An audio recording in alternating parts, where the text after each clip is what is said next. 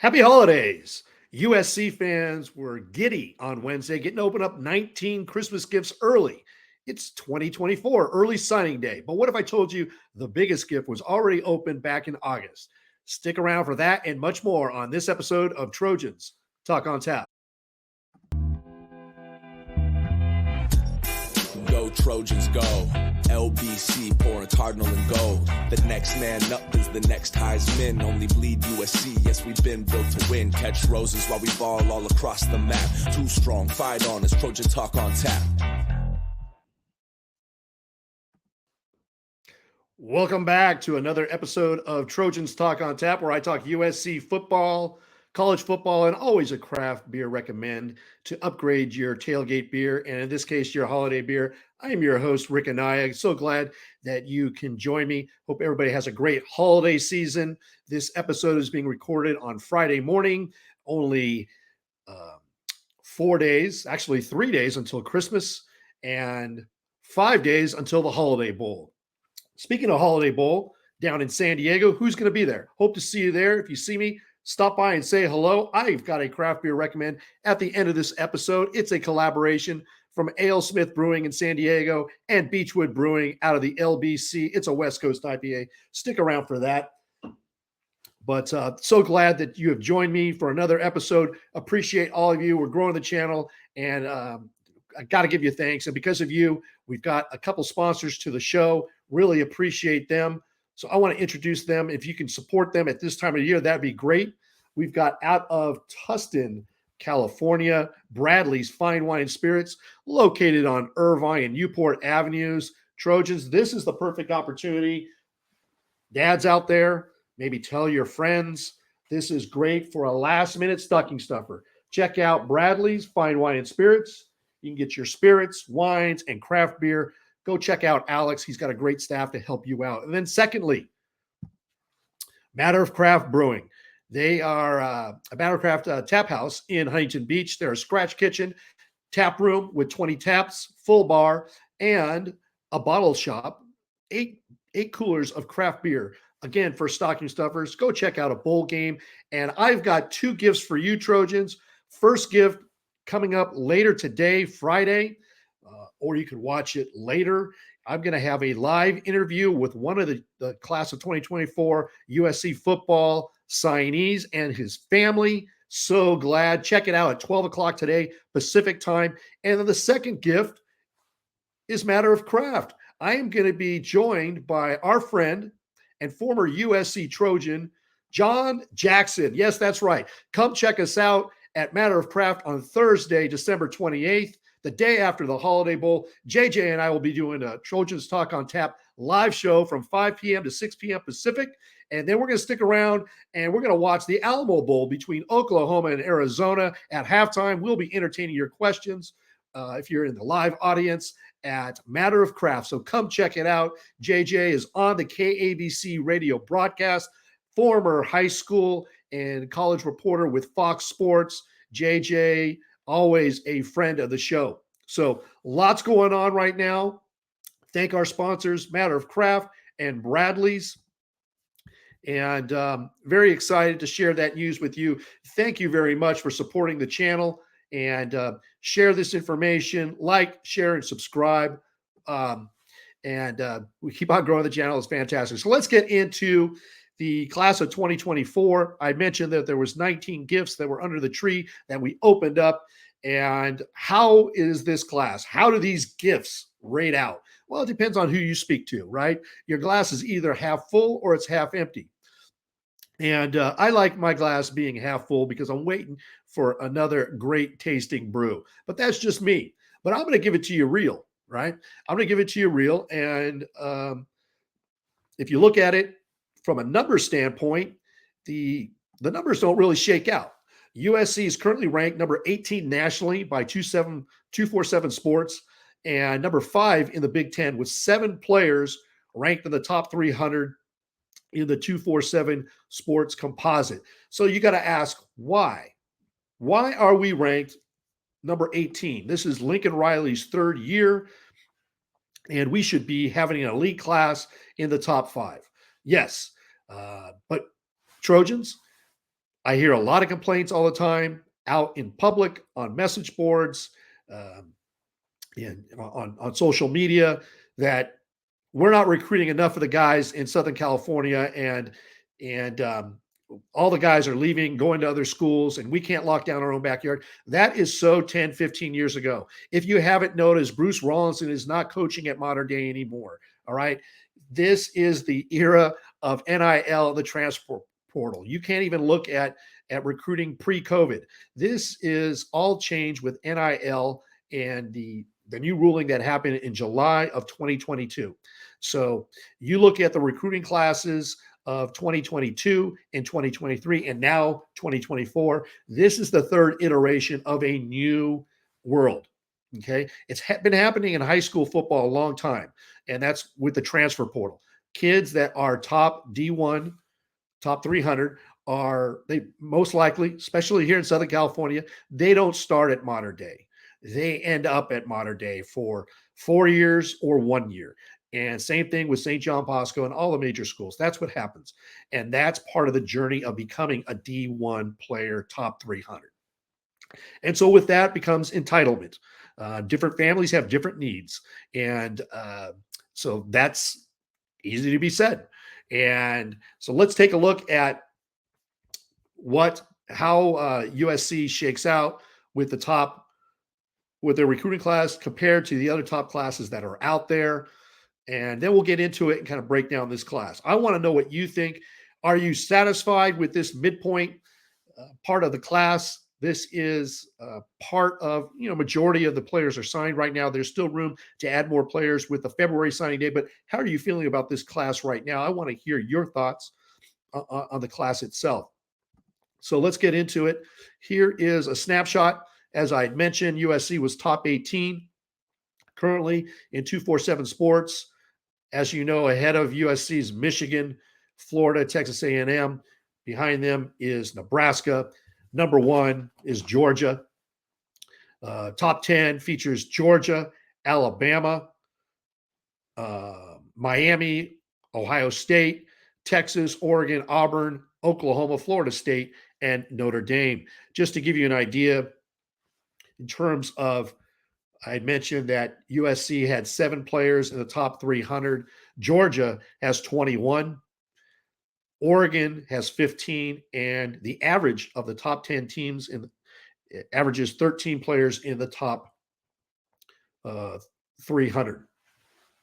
So why the disparity? Well, a couple of reasons. In this class, USC does not have a quarterback. They also don't have they have 1 wide receiver, 1 running back. Those are typically skill players that are higher ranked. Yes, Oregon did flip Ryan Pelham. He was the wide receiver out of the LBC. He was a top 100 player in this class. And am I worried about losing a 4-star wide receiver? No. Is it disappointing it went to Oregon? Yes. But Oregon plays by a different set of rules than USC. And that is well known. And USC, for whatever reason, doesn't participate in NIL the same way that Oregon does, or other schools like Texas A&M. Perhaps USC is looking at it for a couple of different reasons. Number 1, they're looking at it from having to deal with the NCAA, even though the NCAA is a shell of what it used to be. But we have PTSD, Trojans. I don't need to get into that, but sanctions. So we're doing everything by the book. I trust this leadership with Carol Folt to a board of trustees, to now Jen Cohen and Lincoln Riley and the athletic department. And so we look at it differently. There's 3 other letters I want to share with you. It's called ROI, return on investment. Okay. Let me go ahead and let's take a look just at the class of 2022 and Jimbo Fisher. How much money did those oil barons in Texas pony up to, number 1, hire Jimbo Fisher, which turned out to be probably a worse hire than Kevin Sumlin? How much did they have to pay to get rid of him? That was a $75 million price tag. And then how much money did they have to pay that class of 2022? The one that, Nick Saban called out publicly. And you don't do that in the SEC. You don't rat on other coaches or programs in the SEC, because Greg Sankey will make sure that you fall in line. There is do not tell rules in the SEC. But look at how much money they invested okay, on their NIL. Their ROI is that. Just like Oregon. Oregon spent all this money and they've been doing it. Uncle Phil's been doing it back since Lane Kiffin was here in 2011. You might remember the Black Mamba. DeAnthony Thomas was all USC out of Crenshaw High School until he wasn't. It was that last weekend trip up to Eugene, Oregon, that cute little hamlet up there in the Pacific Northwest. And yes, Oregon fans, go ahead and come at me. That's okay. But you guys just play by a different set of rules, and that's fine. You got Uncle Phil. The NCAA is not going to investigate you because it's Nike. And, it is what it is. But you still have 0 national championships, and you do it your own way. That's fine. You have 8 players out of the state of California top 30. And a lot of those players, Trojans, you'll be upset because they go to Mater Dei and St. John Bosco. Why can't we build a fence around Southern California? Well, those players require a little bit more investment, and they play by a different set of rules. And as you know, some of those players have signed in the SEC, and some have played signed at Oregon. And we all know what happens with some of those schools and how they it costs more. It means more in those schools. And sometimes more is always not the right way when it comes to return on investment. And USC looks to have the right players and then pay on performance with their NIL program. I alluded to in the open that perhaps the biggest present that we got was Jen Cohen. She is working with the House of Victory. I am certain that USC is going to improve their NIL program moving forward. Look what she's done. And she removed obstacles for Lincoln Riley when it came to the defense, was instrumental in hiring DeAnton Lynn as the defensive coordinator, also hiring Matt Entz as the linebacker coach, and bringing Doug Belt most recently from University of Houston to be the secondary coach. 3 key hires, which is going to be crucial moving forward with this class that we have because it's going to be development oriented. But that's fine. I like the players that we got in this class. They fill needs. And let's get into that. Tell me what you think about what Jen Cohen's doing. She was, if you remember, Trojans, she also hired Washington, Kalen DeBoer from Fresno State. Oh, yeah, by the way, Kalen DeBoer, University of Washington head coach, they are in the college football playoff. They're undefeated. Kalen DeBoer just won Coach of the Year. And this week, most recently, a couple of days ago, their offensive line was named the Joe Moore Award as the best offensive line in the country. So Jen Cohen's racking up W's literally all over the place, and now at USC. So let's talk about what Lincoln Riley had mentioned with this class. So when you don't have the star ratings, this is what Lincoln Riley had to say about this class. The commitment level of these guys to understand the opportunity we all have here at a place like USC, the opportunity to help bring in this program back to where we all want it to be, is shared across this class. I mean, you could really feel that with all the guys really throughout the process. These guys never wavered, never blinked, and they understand what this means. And I think that's really special.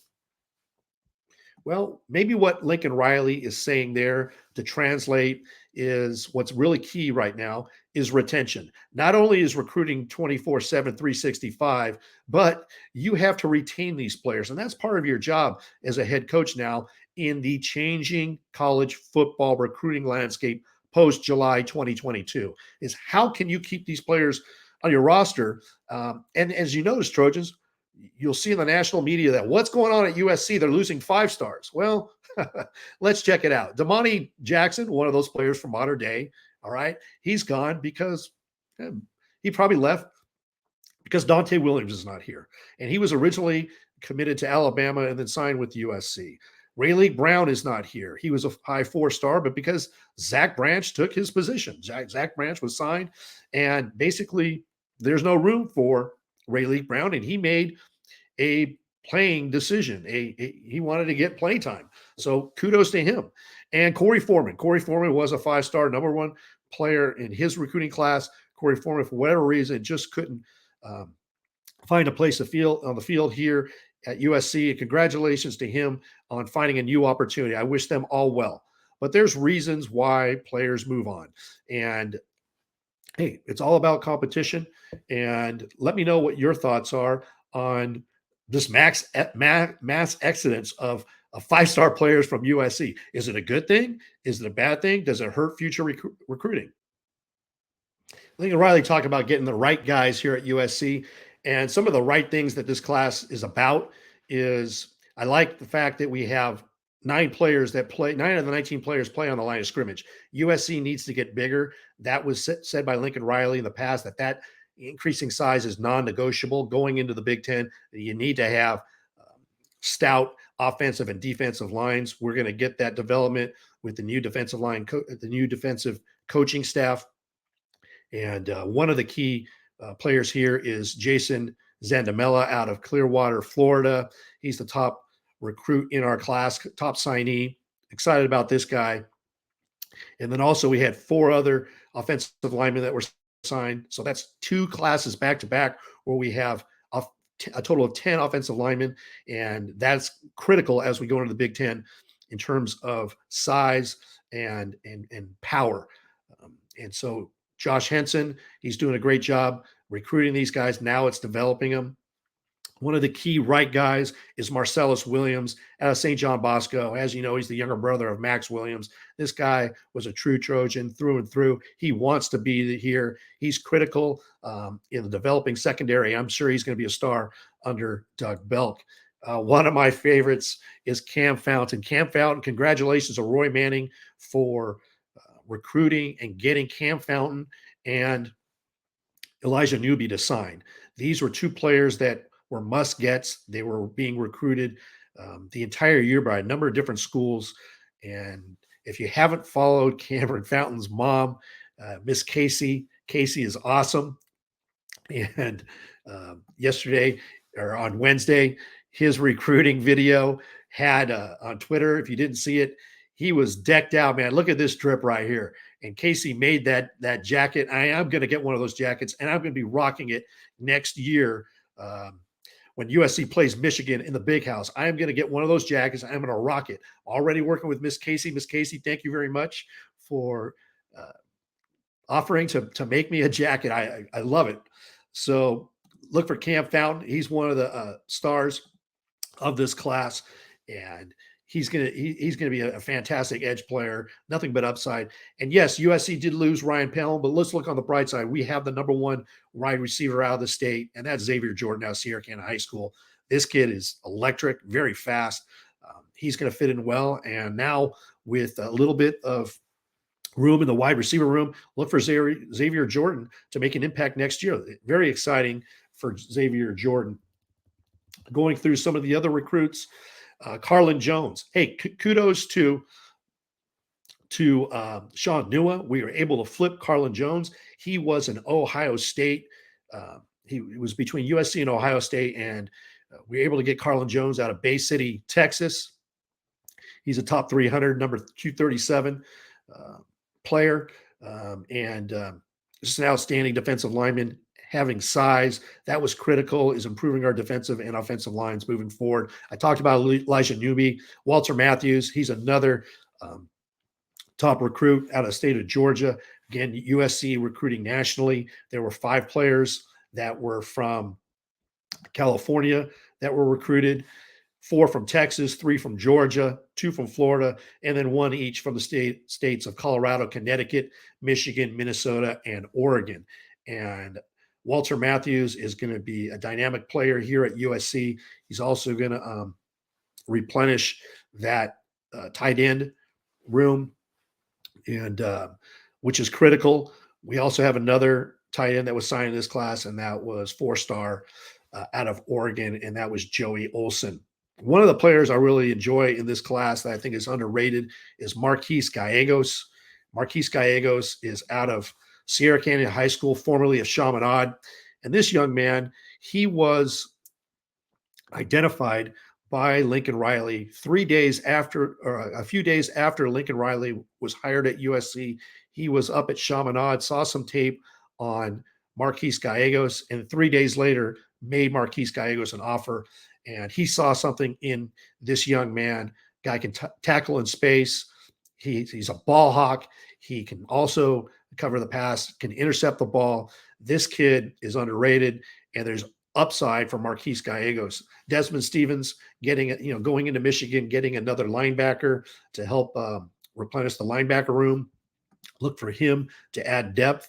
And then also, Makai Sano. This is one of the 5 offensive linemen I was talking about. He's out of Texas. And kudos to Josh Henson flipping Justin Tawanu, who was a Stanford commit.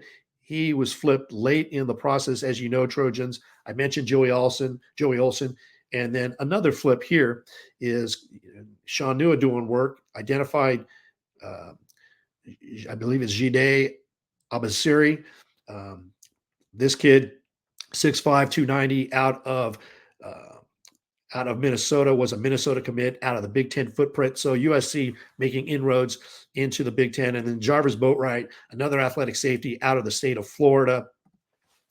And you got Kalolo Taaga. Hope I'm pronouncing that correctly. This is one of those projects because they saw athleticism in this guy. He's only played football for 1 year. He's a basketball player, but Josh Henson, again, identifying size, 6'7", 265. The guy's got athletic skills. He is definitely a developmental project, but something that Josh Henson looked at and liked what he saw. Braylon Connolly, this guy's an underrated defensive back. Can't wait to see what Doug Bell can do with him as well. And Brian Jackson, this guy is a banger. Perfect for the Big Ten. I love it. This guy out of Texas can play football. He goes at 6 foot, 240. I've seen 230, 240, whatever. This guy loves to run the ball, run the rock. And I'd love to see USC develop that road grader mentality to run out the clock in the Big Ten.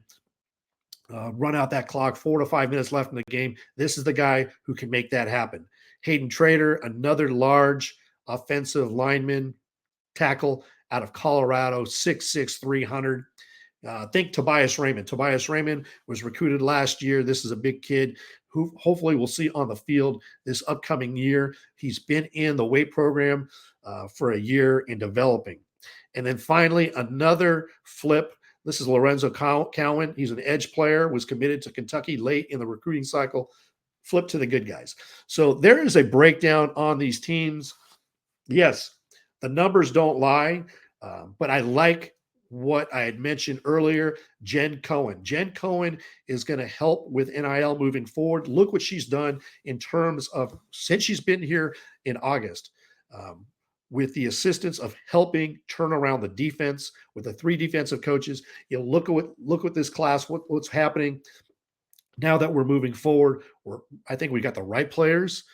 There's more room in the transfer portal. I'll get into that with another video in what USC is doing in the transfer portal. As you know, we just got commitments from 2 UCLA players, Kamari Ramsey and John Humphreys, to also solidify that secondary. But let me know what you think. How did USC do in this recruiting class? Do you agree with me? Do you disagree with me? Appreciate you tuning in, and happy holidays.